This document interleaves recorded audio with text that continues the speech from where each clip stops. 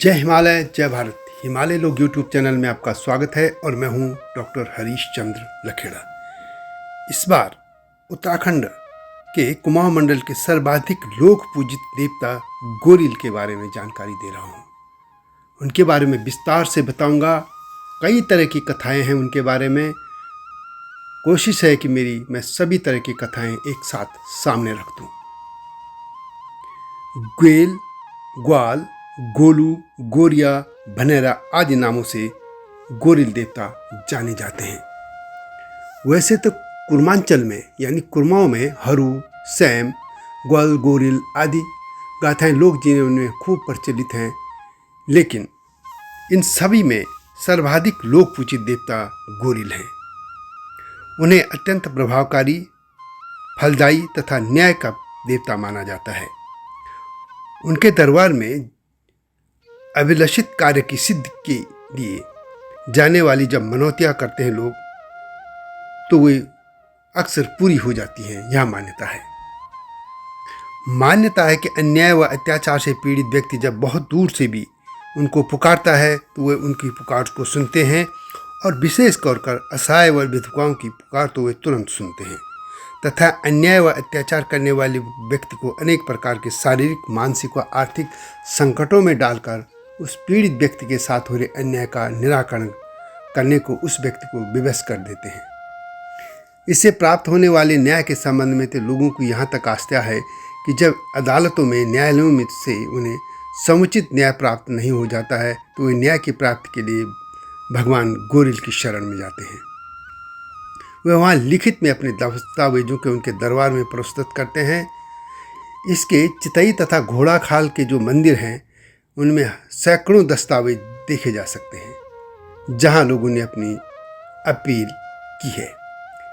इस प्रकार उनके दरबार से न्याय की याचना करने वालों का भी यही भी मान्यता है कि उन्हें न्याय मिलता है। अपराधी व्यक्ति स्वयं अपना अपराध स्वीकार करके उनके यहाँ पहुँचते हैं और पीड़ित व्यक्ति को उनका न्यायोचित अधिकार दे देते हैं। दादा दंड के रूप में देवता को वे बलि पूजा भी करते रहे हैं। अभिप्रेत मनोतियों के पूरा हो जाने पर श्रद्धालु इन मंदिरों में सवा छटांग से लेकर सवा मन भार तक के घंटे, ध्वज तथा बलि पूजा अर्पित करते रहे हैं। बलि पूजा के बारे में कहा जाता है कि गोरिल भगवान स्वयं दूधाधारी यानी निराविष्ट देवता हैं, किंतु भैरव अवतार होने के कारण उनके गणों हरु, बरु, कलवा, कालिका तथा सलबिट्टा पुत्र के लिए बलि दी जाती है। और श्रद्धालुओं के ओर से जो इन घंटों की अर्पित जो करते हैं उनको घंटे, वो इनके मंदिरों में हजारों की संख्या में आज भी देखे जा सकते हैं। गोरिल देवता को न्याय का देवता कहा जाता है। नदी में बहाए जाने के कारण इनका नाम गोरिल या गोरिल या गोरिया हो गया था। गुलेल का निशानेबाज होने के कारण उन्हें ग्वाल यानी ग्वेल भी कहा जाते हैं। और ये भी है कि उनका कुमाऊं में ही नहीं कि गौरिया नाम से उत्तर प्रदेश के पूर्वी जिलों में भी और यहाँ तक कि टिहरी रियासत में भी इनकी पहले पूजा होती थी। जम्मू में भी उसके अवशेष मिलते हैं पूजा के। और एक बात और है कि टिहरी रियासत के राजा सुदर्शन शाह ने अपनी रियासत में गोरिल की पूजा पर प्रतिबंध लगा दिया था। उसकी भी एक अलग कथा है। वैसे सीमांत क्षेत्रों में जो गढ़वाल कुमाऊं के क्षेत्र हैं वहाँ पे भी गोरिल देवता की पूजा होती है। यह भी विश्वास किया जाता है कि बलपूर्वक अपनी पूजा वे लेते हैं। कुमाऊं में गोरिल देवता के मंदिर चौड़, गरुड़, उदयपुर, मनारी, घोड़ाखाल, मानिल, कुमाऊं, गागर, रानीबाग, चितई आदि स्थानों पे हैं। और जागर भी उनके लगाए जाते हैं और जागर के अनुसार वे न्याय के देवता हैं। गोरिल देवता को लेकर यह जो मैं जानकारी दे रहा हूँ इसका मुख्य आधार प्रोफेसर डी शर्मा की पुस्तक उत्तराखंड के लोक देवता हैं। इसके अलावा और भी जो उत्तराखंड से जुड़ी वेबसाइट और कई चीज़ जो सामग्रियाँ मुझे मिली उनको मैंने आधार बनाकर यह वीडियो तैयार की। काली कुमाऊं के रांग भांग यानी जनश्रुतियों के अनुसार गोरिल या गोलू दूल्हा देवता जो है मूलतः नेपाल के रहने वाले थे। इसी कारण डोटी का राजा उनसे शत्रुता रखता था। उस राजा ने गोरिल देवता को मारने के कई उपाय वह करता रहता था, लेकिन गोरिल हमेशा बच जाते थे। अंत में राजा ने उनकी हत्या करने में एक बार सफल हो गया। उनके हितैषी भंडारी लोग जब राजा की के डर से नेपाल छोड़कर काली कुमाऊं में तामिली में आए तो उनकी प्रेतात्मा यानी गोरिल की प्रेतात्मा भी उनके साथ वहाँ आ गई। वहाँ पर उनका एक प्राचीन मंदिर भी है और भंडारी लोग जब वहाँ से बाजरी कोट आकर बसे तो वहाँ भी उनके साथ ही वो जो उनके भूत थे वो बाजरी कोट आ गए। वहाँ आकर जब उनकी प्रेतात्मा ने चंपावत के राजा को ग्रस्त कर लिया तो उनसे मुक्ति पाने के लिए राजा ने अपने गुरु नागनाथ की सुझाव पर गोरिल चौड़ में उनके लिए पूजा स्थल बनवाया और वहाँ उनका की जो है स्थापना की। किंतु सौर पिथौरागढ़ की गाथाओं में उन्हें धुआंकोट के राजा हलराई का पुत्र झलराई का पौत्र कहा गया है। इसे ही पूर्वी ही अल्मोड़ा की गोरिल गाथाओं में ग्वालूरी कोट व पाली पछाओं की गाथाओं में चंपावतीगढ़ कहा गया है। उनके पिता को कहीं हलराई या हल्लाराई या कहीं झल्लाराई या पाली पछाओं और पूरी बलौड़ा माई ये जो कहा जाता है। रंगोड़ लखनपुर की गाथा में झलराई माई के पिता का नाम हलराई गाया जाता है, किंतु माता का नाम सभी जगह कालिका रानी बताया गया है।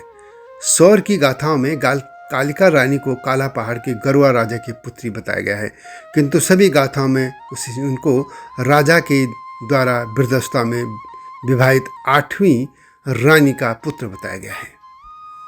कुमाऊं में प्रचलित जो जागर है उनके जो कथा है उनके अनुसार कुमाऊं के गलीसू कोट में किसी राजा का समय जो है राजा असुराई का राज्य था।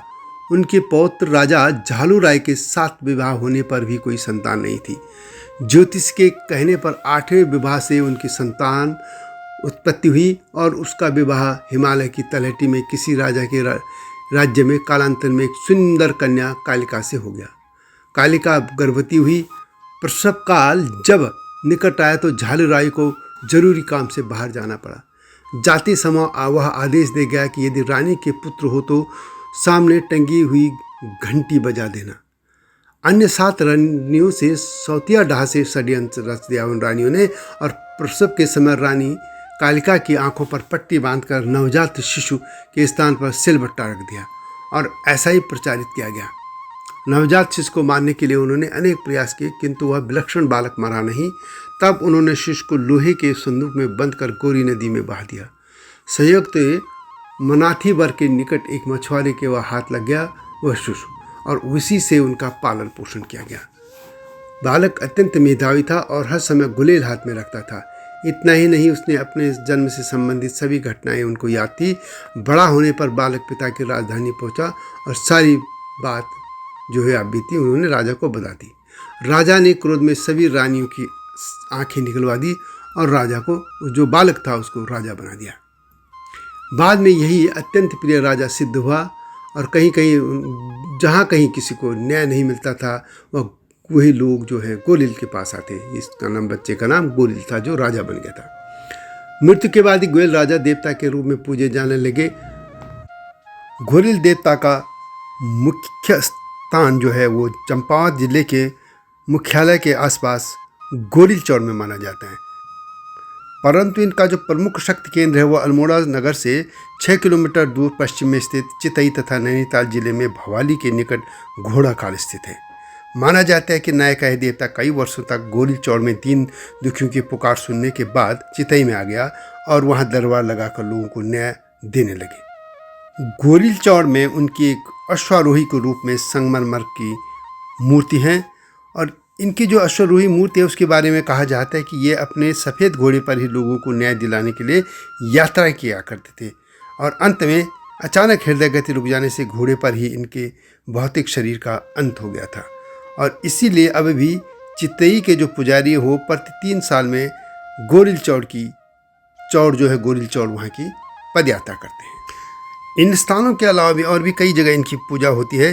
चंपावत के गोरिल चौड़ में राजा ज्ञानचंद ज्ञान गुरु के ने इनके एक प्रतिष्ठित मंदिर भी बनाया था। इनके अलावा पिथौरागढ़ जो नगर है उसके पूर्वी भाग में स्थित कुमाऊं नामक गांव के निकट भी एक टीले पर इनका थान स्थापित है। थान यानी पूजित स्थान।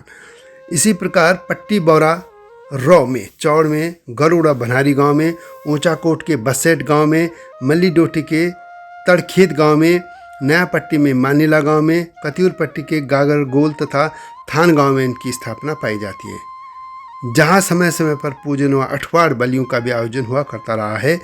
अब कई जगह बलि प्रथाएं भी बंद हो गई हैं।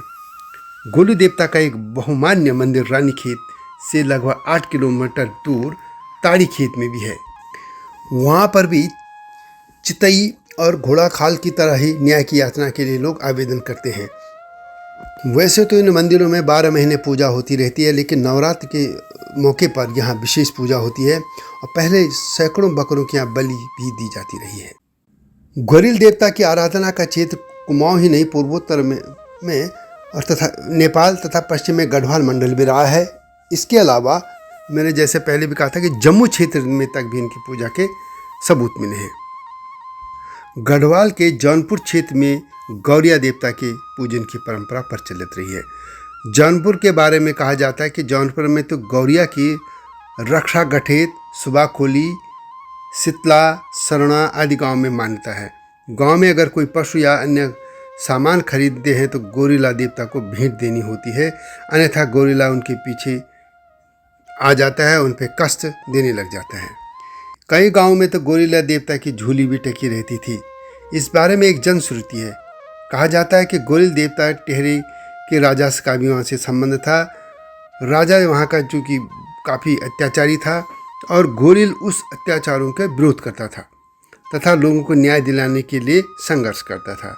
इससे क्रोधित होकर उन्होंने एक दिन देश से निष्कासित कर दिया। गोरिल की देश से बाहरी मृत्यु हो गई, पर गोरिल ने घोषित किया कि वह एक दिन संपूर्ण टेहरी पर शासन करेगा। वहाँ की जनता उसे न्याय, प्रियता व लोक कल्याण की भावना से इतनी अधिक प्रभावित थी कि उसकी जो मृत्यु हुई उसके बाद भी उनकी पूजा होने लगी। कहा जाता है कि पिछली शताब्दी में वहाँ के राजा सुदर्शन शाह ने गोरिल की पूजा को प्रतिबंधित कर दिया था और तब से यहाँ इनका प्रसार कम हो गया। राजा सुदर्शन शाह का जो कार्यकाल है वो 1815 से और 1856 तक माना जाता है। यानी ब्रिटिश गढ़वाल से और टेहरी गढ़वाल, ये जब दो भाग बने हुए थे गढ़वाल के अंग्रेजों के आने के बाद, तो पहले राजा जो टेहरी रियासत के थे वो सुदर्शन शाह थे।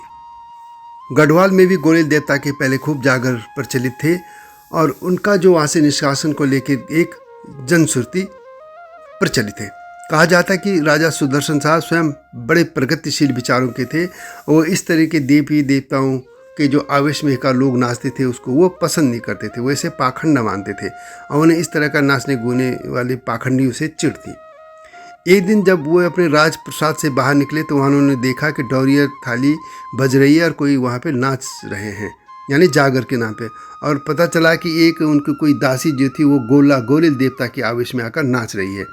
तो इससे वह गुस्सा हो गए और उन्होंने एक बांस का मोटा जो डंडा निकाला, सोटा कहते हैं उसको, और नाचने वाली और थाली डौरी बजाकर जो नचा रहे थे उनकी ओर उनको पीटने के लिए दौड़े।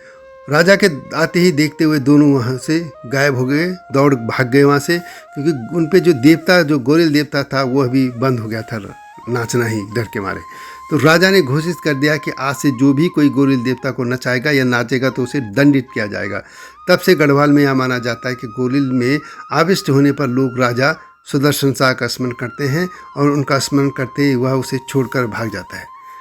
पर कहीं कहीं आज भी कुछ इनके अवशेष शेष बचे हैं। डुग्गर प्रदेश यानी जम्मू में भी इसे एक सिद्ध पुरुष के रूप में पूजा जाता रहा है और वहाँ पर सांभा के निकट ये गांव है सिद्ध सुखा आ, वहाँ पे बाबा सिद्ध गौरिया का थान भी है और वहाँ पर उनकी पूजा आराधना की जाती है। गोरिल देवता को लेकर इतना तो तय है कि वे कोई ऐतिहासिक पुरुष थे, गौरिया या गोरिल, और उनसे जो भी घटनाएं जुड़ी हैं वो कहीं उनको मानवीय और कभी उन्हें दैवीय स्तर के बना देते हैं और कहीं उनके भूत आत्मा भी बता देते हैं। किंतु उनको जो देवत्व जो प्राप्त हुआ है वो लोक गाथाओं कलाकारों के साथ उन्होंने ऐसे अतिमानवीय और घटनाओं को ऐसे काल्पनिक मोड़ दे दिया कि उनका जो अस्तित्व था ऐतिहासिक, वह बिल्कुल पूरी तरह से सामने नहीं आता है।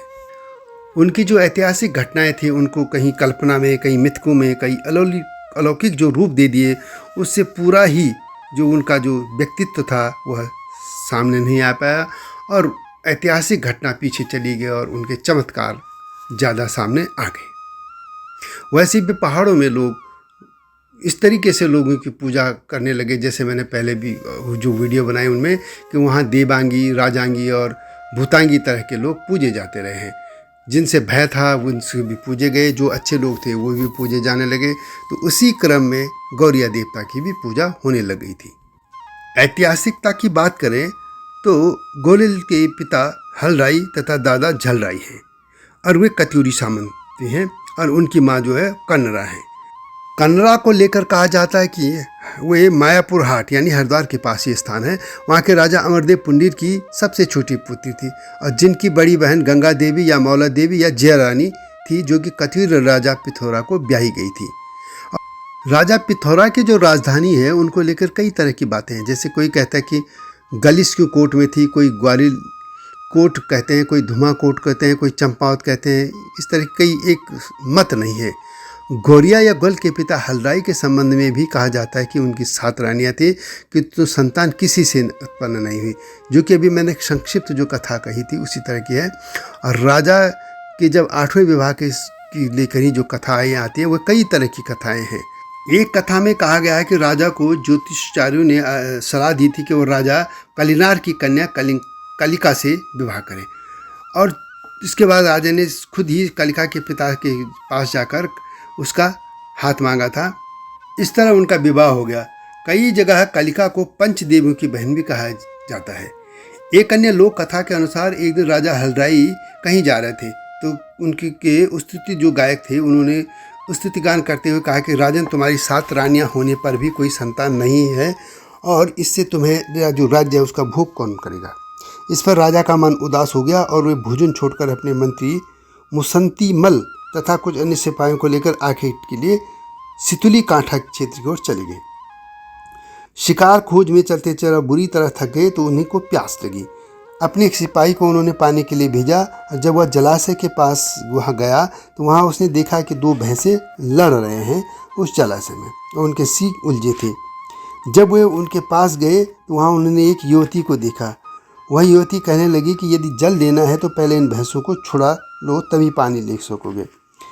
तो राजा का जो वो था, जो सैनिक था, उसने उनको छुड़ाने का यत्न किया लेकिन वह सफल नहीं हुआ और वह खाली हाथ राजा के पास चला गया। उसने राजा को सारी बात सुनाई। इस पर राजा वहाँ स्वयं गया और उसने कोशिश की कि वह उन दोनों भैंसों के सींग अलग करे, लेकिन वो कर नहीं पाया। इसके बाद उस युवती ने खुद ही उन दोनों भैंसों के सींगों को पकड़ा और अलग कर दिया। राजा उसके साथ से बहुत उसने उस युवती से शादी करने का प्रस्ताव रखा और दोनों का फिर विवाह हो गया। वो उन्हें अपनी 8वीं रानी बनाकर राजमहल ले आए। इसी कथा को लेकर एक नई तरीके से कथा कही जाती है। वह यह है कि एक दिन राजा हलराई काली नदी के तटीय क्षेत्र में शिकार के लिए पीछे भागते भागते जब थक गए तो वे दूबा चौड़ के मैदान में विश्राम करने लगे। वहाँ उन्होंने देखा कि वहाँ पर 2 भैंसे आपस में लड़ रहे हैं। राजा ने उन्हें छुटाने का यत्न किया लेकिन वे सफलता नहीं बनी और इसके कारण फिर जब वो थक गए तो उनको प्यास लगी। उन्होंने अपने एक सैनिक को पानी के लिए भेजा। वह एक आसपास के आश्रम में चला गया। वहाँ जल की धारा के आसपास एक युवती समाधिस्थ थी, पूजा कर रही थी, ध्यान में थी।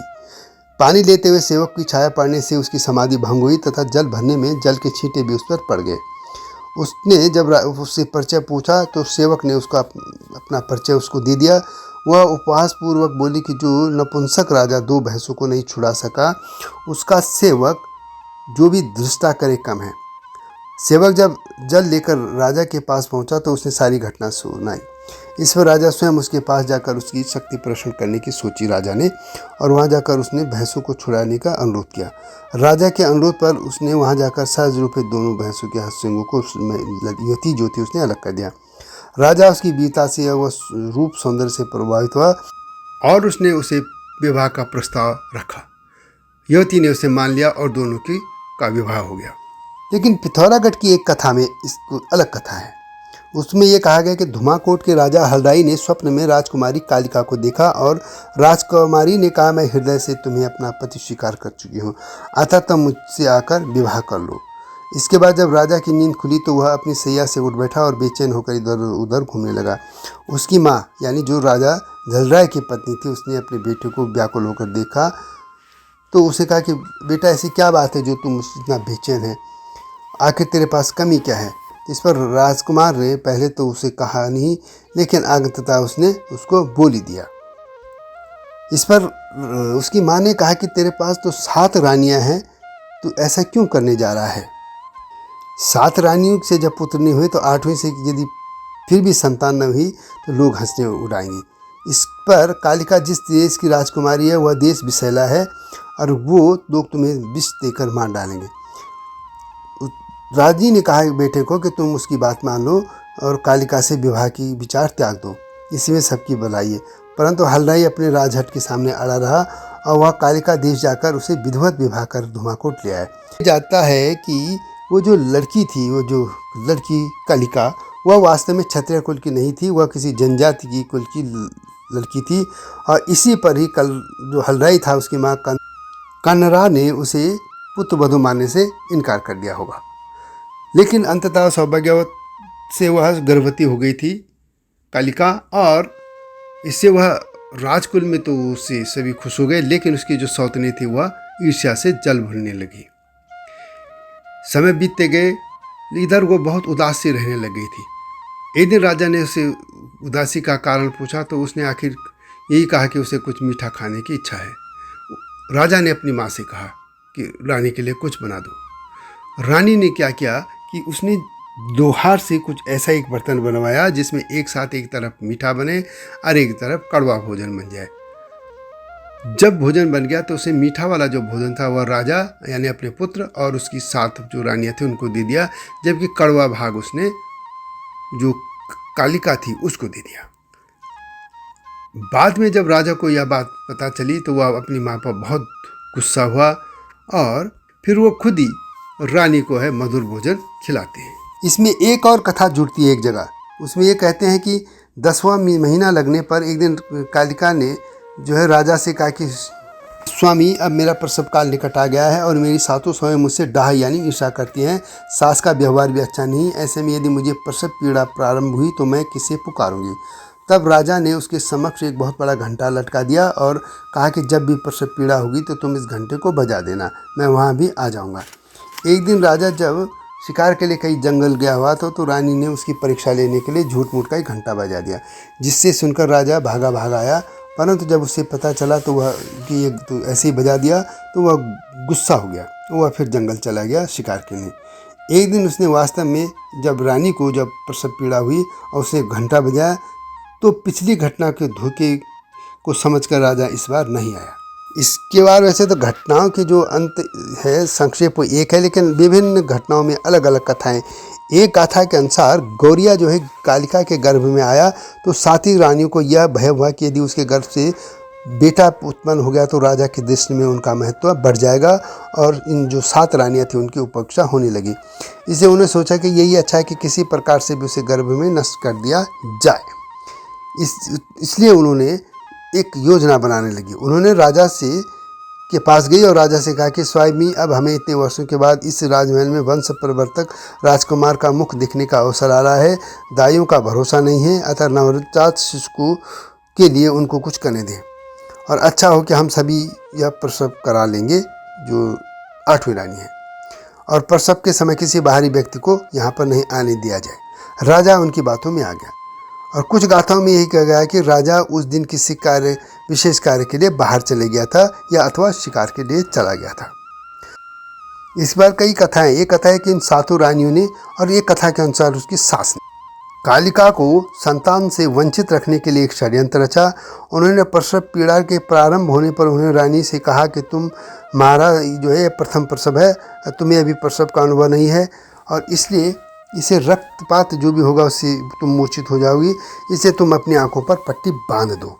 उस भोली रानी ने उनके सुझाव को मान लिया कि ये अच्छा ही सोच रहे होंगे उनके लिए और उन्होंने अपने आंखों पे जो उनके कहने अनुसार पट्टी बांधी। इधर इन 7 ने वो जो कमरा था प्रथम तल पे उस पर एक कटवा कर फर्श को नीचे का एक रास्ता निकाल के गाय और बकरियों की गोठ तक वहाँ पहुँचा दिया रास्ता, और जब उसका पुत्र पैदा हुआ तो उन्होंने उस रास्ते से उस बच्चे को गाय और बकरियों के गोठ में डाल दिया ताकि वो उनके पैरों से कुचलकर नष्ट हो जाए। इधर जो 8वीं रानी थी उसकी आँख में उनकी पट्टी बंधी थी, उन्हें सिलबट्टे को वहाँ पे रख दिया उसके रक्त रंजित करके, और जब उसकी पट्टी खोलकर कहा कि देखो तुमने तो इस सिलबट्टे को जन्म दिया। अब जब राजा लौट कर आया तो उन्होंने राजा से भी वही बताया। हालांकि उसे विश्वास पहले न हुआ, लेकिन उसे विश्वास कर ही गया। और एक गाथा के अनुसार यह भी है कि रानी उसे देखकर बिलख बिलख कर रोने लगी और अपने मायके के इष्ट देवता को प्रार्थना करने लगी कि वह उस मांस पिंड यानी रक्त लिप्त जो बट्टा है उसको जीवन प्रदान कर दे। और कहा जाता है कि उसकी प्रार्थना से भगवान ने उसमें जान डाल दिया, जो कि गोरिया का सहयोगी कलवा यानी कालछिन और हरुआ हरू तथा रक्त से 22 भाई पालों, फैलपाल, शंखपाल, नीलपाल आदि बन गए। एक अन्य कथा के अनुसार जो बट्टा था वो लोहे से, लोढ़ा जिसको वहाँ कहते हैं, से धर्मदास बना और सिल से छुरमल, हरमल या छुरमल तथा रक्त रंजित मृतिका से जो मिट्टी थी उससे भीलू और कालू के रूप बन गए। यह भी कहा जाता है कि कुमाऊं के जो कई क्षेत्र में वहाँ पे देवीय शक्ति के रूप में फिर ये जो है पूजे जाने लगे थे कि जो है गौरिया जो देवता उनके साथ पूजा होती है। वैसे ऐतिहासिक तौर पर ये कहा जाता है कि गौरिया के शासनकाल में ये जो सभी थे ये उनके वीर भट्ट थे और ये उनके शासन प्रशासन में उनकी मदद करते थे और गोरिल के प्रति उनकी निष्ठा के कारण ही उनके साथ जो है उनके गणों के रूप में इनको भी पूजा जाने लग। हालांकि कुछ कथाएं अलग कहती है। ये कथा ये है कि जब वो जो बच्चा था उसको गोठ में गायों के खुरों के नीचे कुचलने के लिए डाल दिया गया था, तो उन रानियों का विश्वास था कि वह मर चुका होगा। एक गाथा के अनुसार उनकी सास ने उनसे कहा कि गोठ में जाकर उस मृत शिशु को खाद के ढेर नीचे दबा दिया, यानी गोबर के नीचे। जब वो वहाँ गोश्त में गई तो उनके आश्चर्य का ठिकाना न रहा कि जब उन्होंने देखे कि गायें उसे अपना थनों का दूध पिला रही हैं। इससे क्रुद्ध होकर उन्होंने एक कथा जो है ये कहती है कि नमक की खाती यानी भंडार में, तथा दूसरी कथा के अनुसार उन्होंने गोबर के ढेर में दबा दिया। प्रथम जो कथा है उसके अनुसार ये कि रानियों के तीसरे दिन जाकर नमक की खाती को खोल दिया तो उन्होंने देखा कि नमक खांड में जो है नमक जो थी खांड में परिवर्तित हो गई यानी मीठे में, और बालक बड़े मज़े से उसे खा रहा है। तथा दूसरे जो कथा है उसके अनुसार गोबर के ढेर से बाहर निकलकर वह खेल रहा है। अंत में तंग आकर उन्होंने कालू लोहार को बुलाकर उसे एक लोहे की पिटारी बनवाई और उसमें उस बच्चे को डाल दिया और बांध करके उसे सदा के लिए छुटकारा पाने के लिए गोरी यानी धौली या जो महाकाली नदी है उसकी एक सहायक नदी उसमें प्रवाहित कर दिया। इसके आगे दोनों कथाएं जो हैं उसके कई रूप मिलते हैं, दो रूप। एक कथा के अनुसार जो है कि उस पिटारी को मछली निकल गई तथा उसके पेट की में जब परेशानी होने के कारण वह धौली गंगा के गौरी छाल यानी खाल स्थान पर पहुंच गई। वहाँ एक मछुआरे के वो जाल में फंसी। मछुआरे ने जब उसे बाहर निकाल कर उसका पेट चीरा तो वह पिटारी निकली और उसमें एक बच्चा निकला। और जब उस पिटारी को खोला गया तो वह सुंदर बालक वो जो शिशु था देखकर वह असमंजस में पड़ गया। उसने सोचने लगे कि यदि मैं इसे छोड़ दूं तो इसे सियार कौवे आदि खा जाएंगे, इससे उसे पाप लग जाएगा। तो उसने सोचा वो घर ले जाता हूँ, तो वो घर ले गया। और लेकिन उसके घर में न दूध था न अन्न था, कुछ भी नहीं था। घर में उसकी पत्नी थी, उसका भी बच्चा नहीं था। फिर उसने निर्णय किया उसे घर ले ही जाना चाहिए। वह घर ले गया, उसे नहला धुलाया और गोदी में जैसे रखा तो उसे देखा कि उसकी पत्नी जिसके बच्चे भी नहीं थे उसके बच्चे को वो दूध पिलाया तो उसे दूध मिलने लग गया और इससे वह खुश हो गया। और उसने उसे गौरी गंगा से चूंकि वह मिला था तो उस बच्चे का नाम गौरिया रख दिया। एक और कथा हम यदि देखें तो जो महाभारत के कर्ण की कथा है वह इससे मिलती जुलती है। कथा के अनुसार उन्होंने वो जो लोहे की जो पिटारी भेजी थी वो फेंकी थी रानियों ने, वो बहते बहते धीवर कोट के उस घाट पर जा पहुंची जहाँ पर वो भाना नामक धीवर जो है मछलियाँ पकड़ा करता था। मछलियाँ पकड़ते हुए जब उसने पिटारी खोली और उसके हाथ में आ गई तो उसने निकाला तो उसमें एक बच्चा था। फिर वो उसे घर ले आया और उसने उसको पाला। चूँकि वह बच्चा सुबह से ही मेधावी निर्भीक था, वह गुलेल रखता था और उसे खेलना का शौक था, तो उससे उसका नाम जो है वो गुलेल से वो ग्वेल या गुलेल द्वीप पड़ गया और जो बाद में ग्वर्ल भी पड़ता होता गया और यह नाम काफ़ी लोकप्रिय हो गया। हालांकि बाद में इसका कुछ और रूप बिगड़कर गोलू देवता भी बन गया। गुलेल से खेलने या उसे छोड़ने तथा एक काठ के घोड़े पर सवार होकर इधर उधर घूमना भी उनको पसंद था। और इसमें भी दो तरह के रूप मिलते हैं। एक रूप में यह है कि एक दिन वह काठ के घोड़े पर सवार होकर राजा के उस धपोला नामक सेरे पर जा पहुंचा जहां धान की रोपाई चल रही थी। वहां पर गूल के पानी को रोककर उसने घोड़े को पानी पिलाने लगा। रोपाई करती रानी ने जब उसे बार बार मना किया तो उसने भी फिर भी गुल का पानी नहीं छोड़ा, कि उसने गुल का पानी बंद कर रखा था। उन्होंने राजा से जाकर इसकी शिकायत की जब राजा वहाँ आकर आया और उसने पूछा कि पानी क्यों रोका है उस बालक से, तो उसने कहा कि मेरा घोड़ा पानी पी रहा है। तो फिर राजा ने क्रुद्ध होकर किया, तो काठ का घोड़ा पानी कैसे पी सकता है। इस पर उस बच्चे ने कहा कि बुद्धिहीन अंधे राजा के राज में रानी के गर्भ से सिलवट्टे का जन्म हो सकता है, तो काठ का घोड़ा भी पानी क्यों नहीं पी सकता। लेकिन यही कथा एक और है। यहाँ ये कि काठ के घोड़े पर सवार होकर उस जलाशय, यानी एक जलाशय था नौला जिसको कहते हैं, वहाँ पर वो बालक पहुँचा। वहाँ पर राजा की रानियाँ जो है पानी लेने आया करती थी।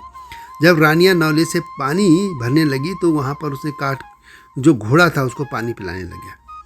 उनके द्वारा जो है कि उसको बार बार कहा गया कि भाई यहाँ से हट जा, लेकिन वो नहीं गया और गुलेल से निशाना बनाकर उनके घोड़ों को एक एक करके फोड़ता रहा। इसकी पर जो है राजा से उसकी शिकायत की गई, तो राजा ने अपने सिपाहियों को उसको पकड़ने के लिए भेजा। सिपाही उसे पकड़ के ले आए और राजदरबार में उसे पेश किया। उसे घड़े फोड़ने का कारण पूछा तो उसने कहा कि इन्होंने मेरे घोड़े को पानी नहीं पीने दिया और इसलिए इनके मैंने घड़े फोड़ दिए। इस पर राजा ने पूछा क्या काठ का घोड़ा भी पानी पी सकता है।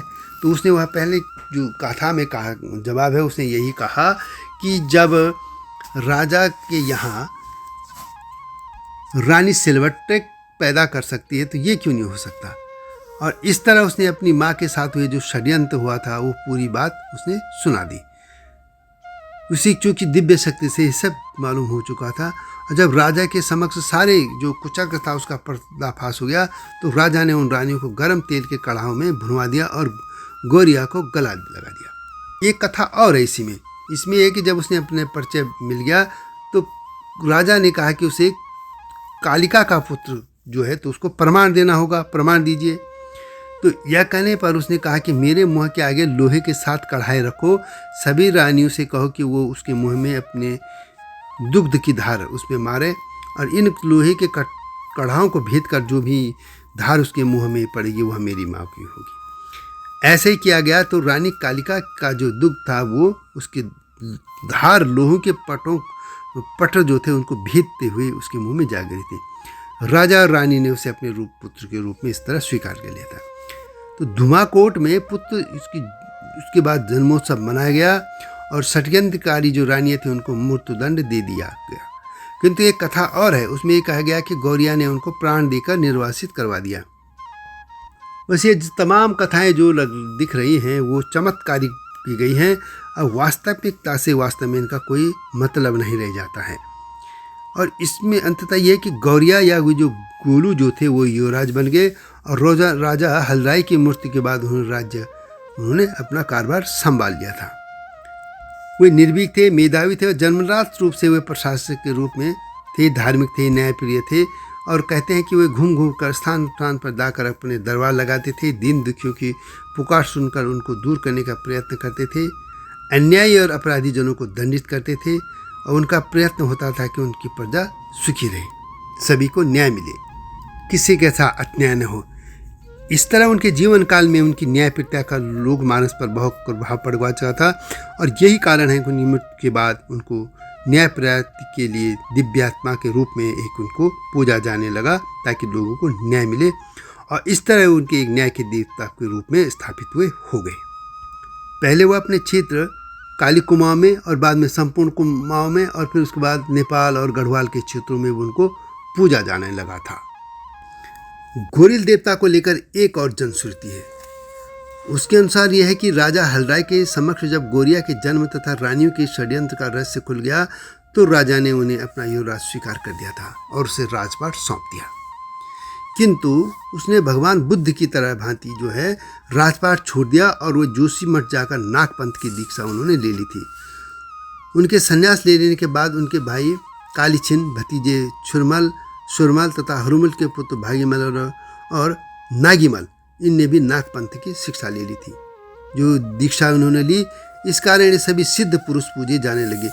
गौरिया के मामा हरू और सैम की जागर गाथाओं से ज्ञात होता है कि उन्होंने जोशीमठ के नाथपंथियों की तरह ही नाथपंथी साधुओं का अपना एक अलग संगठन बनाया था।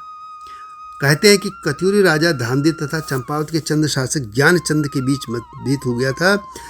आज भी जागरों में इनका यह मतभेद बना हुआ है, अर्थात कत्यूरी देवताओं का जागर लगता है वहाँ हरूर, सैम, गोरिल नहीं नाचते हैं, और कत्यूरी देवताओं के साथ केवल जोशीमठ के से संबंधित जो नाथपंथी देवता है नरसिंह, हनुमंत, भैरव, मैमंदा पीर और अजय पाल ही नाचते हैं। ये अजय पाल वही हैं जो गढ़वाल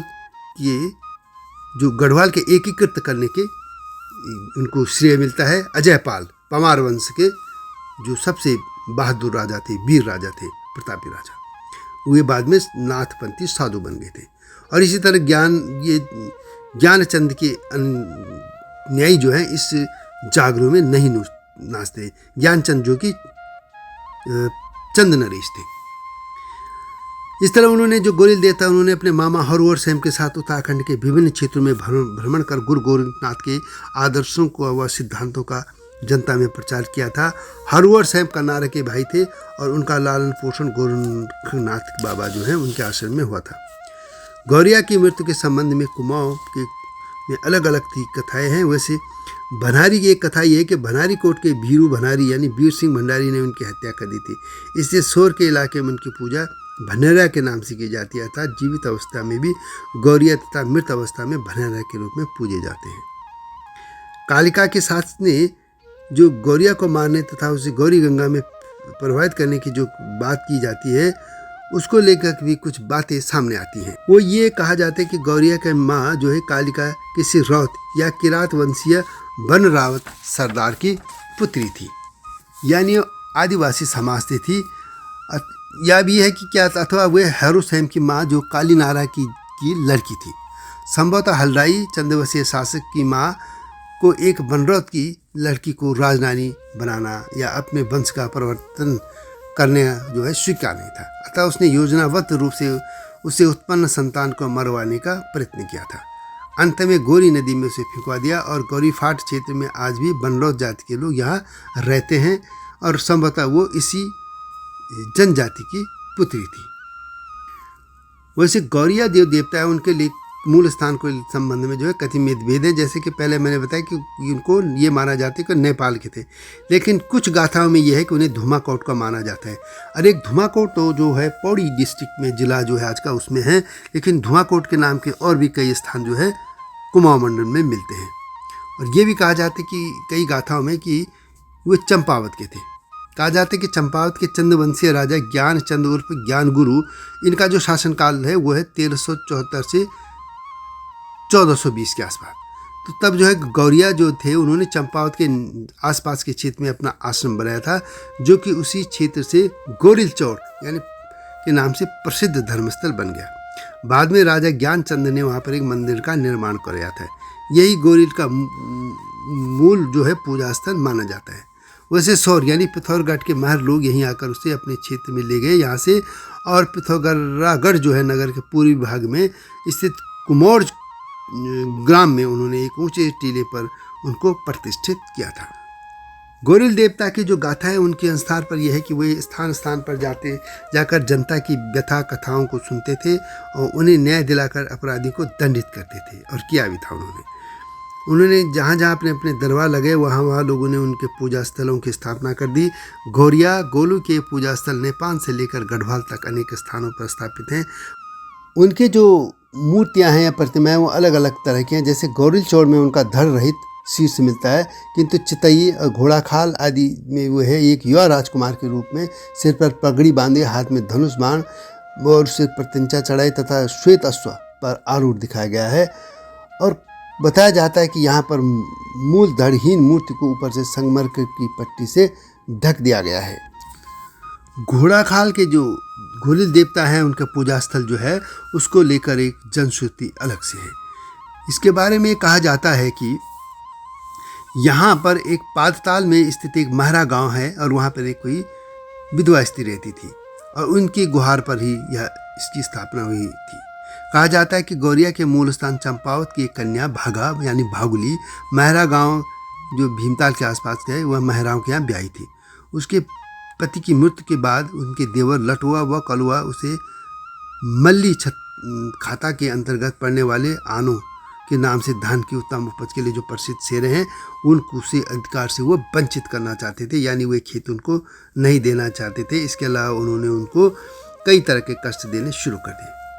वह वहाँ से रोती पीटती न्याय पाने के लिए निमित्त अपने मायके के न्यायप्रिय बांधव गोरिया के पास जाकर न्याय के लिए पुकार करने लगी।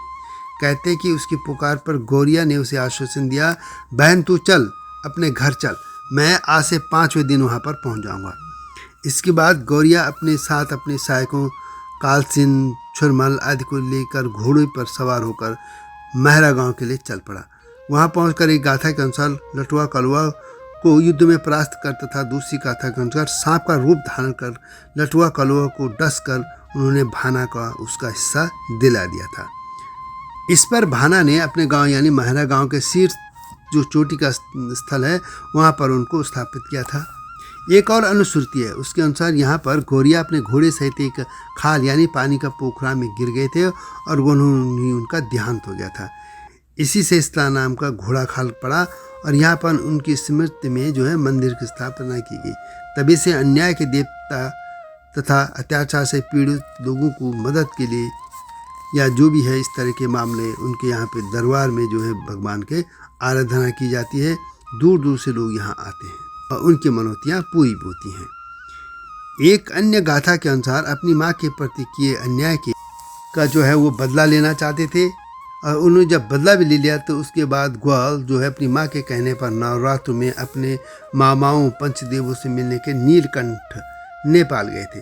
वहाँ पर नवमी के दिन सभी देवताओं का जागरण होता था और इस अवसर पर उनकी अपने मामाओं से भेंट हुई और उन्होंने अपना आधा इलाका दान में अपने भांजे को दे दिया था।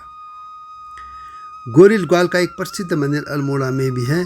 शिव वहाँ से कुछ दूरी पर है, चितई में। घोड़ागाल के मंदिर के समान ही यहाँ की भी बड़ी मान्यता है। और इसी तरह जनपद जो चमोली जिला है वहाँ पे पिंगल, सैकोट, रतगांव आदि में भी गोरिल की आराधना की जाती है और वहाँ जागर भी लगाए जाते हैं। इसी तरह पीपल कोटी के पास भी एक गाँव नौरख में भी वहाँ पर भी गौरिया के संबंध में कुछ हस्तलिखित पुस्तिका लोगों को मिली थी और यह भी कहा जाता है कि गौरिया ने जोशी मठ में नाथ पंथ की स्थापना की थी और वहाँ पर उन्होंने तपस्या भी की थी। एक और कथा में गौरिया जो देवता है उनकी गाथा में जटिया मसान को भी इनके साथ जोड़ दिया गया है। जटिया मर्दन की गाथा को इस तरह से जोड़ा गया है कि ये जनश्रुति है। इसमें कहा गया है कि चंपावत गढ़ी में नागनाथ नाम का एक अत्यंत धर्मप्रिय धर्मात्मा शासक राजन कर रहा था, लेकिन वह वृद्ध हो चले थे, उनकी कोई संतान नहीं थी। उन्हीं दिनों सैमड़ा के जलाशय में एक मसान रहता था जिसका नाम जटिया था। वह लोगों को मार कर खा जाता था, जिसके कारण उस क्षेत्र में बड़ा आतंक था। भयभीत प्रजा ने राजा से रक्षा के लिए गुहार लगाई। नागनाथ वृद्ध होने के कारण स्वयं इस जो शक्तिशाली मसान था उसको मारने में असमर्थ थे। अंततः एक दिन एक मंत्री की सलाह पर वह धुमाकोट से लोक कल्याणकारी वीर गौरिया को इस कार्य के लिए उन्होंने उनको आमंत्रित किया। एक दूत के हाथ सारी स्थिति का एक उन्होंने जो है लिखकर पत्र जो है गौरिया के पास धुमाकोट भेजा। गौरिया ने इस आह्वान को स्वीकार कर अपनी माता कालिका से अनुमति मांगी और आशीर्वाद देकर चंपावत गढ़ी के लिए रवाना हो गया। गोलू पिथौरागढ़ रामेश्वर होते हुए लोहाघाट में गुरु गोरखनाथ के आश्रम पहुँचे और वहाँ उनका सत्कार स्वागत होता रहा। अंत में चंपावत गढ़ी पहुँचे और वहाँ के राजा नागनाथ तथा समस्त जो पीड़ित प्रजा थे उन्होंने उनको स्वागत किया और वहाँ आकर उन्होंने सम्मेलन को युद्ध के लिए ललकारा और कहा जाता है कि 3 दिन रात तक वह युद्ध चलता रहा। अंततः गौरिया ने उसे परास्त कर दिया और उसे जिंदा पकड़कर चंपावत गढ़ी में लाकर राजा नागनाथ जो उनके समक्ष पेश किया। वहाँ पर लोग बहुत खुश हो गए और गौरिया की जय जयकार होने लगी। जो संतानहीन वृद्ध राजा थे उन्होंने उस कार्य से इतने प्रसन्न हुए कि उन्होंने अपना पूरा जो राज्य था उसे गौरिया को दे दिया और गौरिया को उन्होंने गौरिया सिंहासन पर बैठा दिया और इस तरह उनका राज्य अभिषेक हुआ गया और राजा बनप्रस्थ के वो जंगल चले गए। गौरिया ने अपनी माँ को कालिका को वहीं बुला दिया और चंपावत गढ़ी से संपूर्ण कुमाऊं का शासन करने लगे और वे घूम घूम कर लोगों की व्यथा सुनते थे, उसको दूर करते थे और उचित न्याय उनको देते थे। इसी कारण उनकी मृत्यु के उपरांत न्याय के देवता के रूप में उनकी सारे उत्तराखंड में पूजा होने लगी। अब कुछ और बातें हैं। इनकी जो ऐतिहासिकता या भौगोलिक जो स्थिति है या घटनाक्रम है उनमें कई विसंगतियाँ पाई जाती हैं।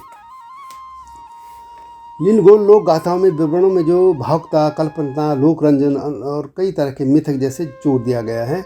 ऐसे जो तथ्य थे, घटना थे, इतिहास थी, वो विलुप्त सी हो गई। इन लोक गाथाओं में जो है कई विसंगतियाँ भरी पड़ी हैं। अब जागरों की हम बात करें तो जागरों में जो है उनके पिता को, हलराय को चंपावत का शासक बताया गया है, जो कि ऐतिहासिक या भौगोलिक दोनों दृष्टियों से संगत नहीं है, क्योंकि चंपावत में जो भी शिलालेख या जो भी मिलते हैं उसमें उस कालखंड में या मध्यकाल में केवल चंदों का शासन रहा। अतः 14वीं शताब्दी में यहाँ पर एक छोटे से कोई जागीरदार हलराय रहे होंगे, लेकिन उनके प्रभुसत्ता को इस तरह स्वीकार नहीं किया जा सकता है। एक जो राय जो है आजकल के एक छोटे से क्षेत्रफल के स्वामी या छोटे जागीरदार को कहते थे, और इसकी पुष्टि यह है कि थल से प्राप्त राजा संसारमल के 1364 के एक लेख से प्रतीत होता है कि यहाँ ये कोई छोटे से जागीरदार थे। एक और है कि दूसरा जो है गौरिया से संबंधित घटनाओं में धीवरकोट के गौरी गंगा के मछुआरे के जाल में फंस और पिटारे के फंसने की बात भी तर्क संगत नहीं लगती, कि चंपावत में उत्पन्न बच्चा जो है कि लोहे की पिटारी में बंद करके जो उसके आसपास नदियां हैं उसमें काली है, सरयू है, पनार है, पूर्वी रामगंगा में डलवाकर वहाँ से बहुत दूर अस्कोट में जो कई मील दूर है वहाँ क्यों उनको डाला गया होगा। यह बात भी तर्क संगत नहीं लगी कि वहाँ बहुत दूर धौली गंगा जो गौरी गंगा है, धौली गौरी, उसमें डालने की बात जो है बिल्कुल तर्क संगत नहीं लगती है। और एक और बात यह बात यह है कि एक तो हलराई जो है वो धलराई के पुत्र हैं और वो धौली धुमाकोट का राजा थे। अब वैसे तो इस इलाके में धुमाकोट नाम के कई ऊंचे टीले हैं और एक धुमाकोट जो प्रसिद्ध जगह है वो गढ़वाल में, लेकिन ये धुमाकोट जो है वो कहाँ होगा, इस पर भी कई तरह की बातें हैं। यह कह सकते हैं कि यह कोई जो धुमाकोट होगा वो धौली गंगा के निकट जो है कोई स्थान रहा होगा, और ये हो सकता है कुछ लोगों ने इसकी जाख पुराण नाम के स्थान के निकट जो है मदकोट नाम से इसकी पुष्टि की है कि यह संभवतः यह जगह हो सकती है और वहाँ के जो ये राजा रहे होंगे या जमींदार या सामंत रहे होंगे। गौरिया को लेकर और भी कई कथाएं हैं। एक कथा में छिपलाकोट के बंदी गृह में कैद सैम को मुक्त कराने में उन्हें हरू का प्रमुख सहयोगी कहा गया है, और इसी तरह कालस्टिन की गाथा में उन्हें उनका छोटा भाई को बताया गया है। और यह कहा जाता है कि सूर्य के डूबने के कारण जब भूलोक पर संकट आ गया था, वो इसे दूर करने के लिए कलस्टिन जो है उसको समाधि से बाहर लाने के कार्य में इन्होंने महत्वपूर्ण योगदान दिया था। इस तरह की बहुत सी देव गाथाएँ, लोक गाथाएँ हैं जिनमें गौरिया का संबंध अनेक रूपों में दर्शाया गया है। गौरिया देवता के जो है कई नाम हैं, जैसे मैंने गौल देवता कई बताए थे, और उसके नाम के लिए अलग अलग नाम कैसे पड़े ये मैंने कुछ बताया था। लेकिन ये एक बार फिर कह दूं कि गौरी नदी से प्राप्त होने के कारण उनको गौरिया कहा गया, गौरी नदी का। और जो भाना धीवर ने इनका नाम दिया था वही है गौरिया। गुलेल के रक्ष वेदन में अचूक होने के कारण इनको ग्वेल देवता यानी ग्वेल या गुलेल से कहा गया, और जो ग्वेल भी देवता हो गए। इसी तरह गांडी जो धनुष के कारण अर्जुन जिनका गांडी भी था, तथा पिनाकी के कारण शिव को जैसे पिनाकी कहा गया, उसी तरह इनको जो है गोरिल शब्द जो इसी प्रकार गोरिल या गोरिया या ग्वेल गोरिल इस योग से बना है, और जो बाद में ग्वल से होकर गोल हो गया। और बीरू भंडारी ने चूँकि एक कथा में एक इनकी हत्या की दी थी तो ये भूत बन गए थे, तो इनको भनेरा भी कहा जाने लगा। तो यह थी भगवान ग्वल देवता की विभिन्न कथाएं जो अब तक विभिन्न तरह के रूपों में हमारे सामने आती हैं। कभी वे देव रूप में आते हैं, देवांगी देवता हैं, कभी वो राजांगी देवता दिखते हैं, कभी वे भूतांगी देवता बनते हैं। यानी वो तीनों रूपों में उनके अस्तित्व को की जो है कथाएं आती हैं। जागरों में अलग अलग कथाएं हैं, वह मैंने आपके सामने रखी हैं। तो यह वीडियो कैसे लगी कमेंट में अवश्य लिखें। और जो हिमालय क्षेत्र के देवी देवता हैं, लोक देवता हैं, उनके लेकर जो सीरीज चल रही है, इस बारे में आपके पास भी कोई सूचना हो, कोई जानकारी हो, या आप चाहते हो कि इन पर वीडियो बने, तो कमेंट सेक्शन में अवश्य लिखें या मुझे ईमेल करें। तो वीडियो के बारे में कमेंट में अवश्य लिखिएगा। अगली वीडियो की प्रतीक्षा कीजिए, लेकिन उससे पहले हिमालय लोक चैनल को लाइक और सब्सक्राइब अवश्य कीजिएगा। आप जानते हैं कि हिमालय क्षेत्र के इतिहास, लोक भाषा, संस्कृति, कला, संगीत, धरोहर आदि को देश दुनिया के सामने रखने के लिए चैनल लाया गया है। अगली वीडियो की प्रतीक्षा कीजिए। तब तक जय हिमालय, जय भारत।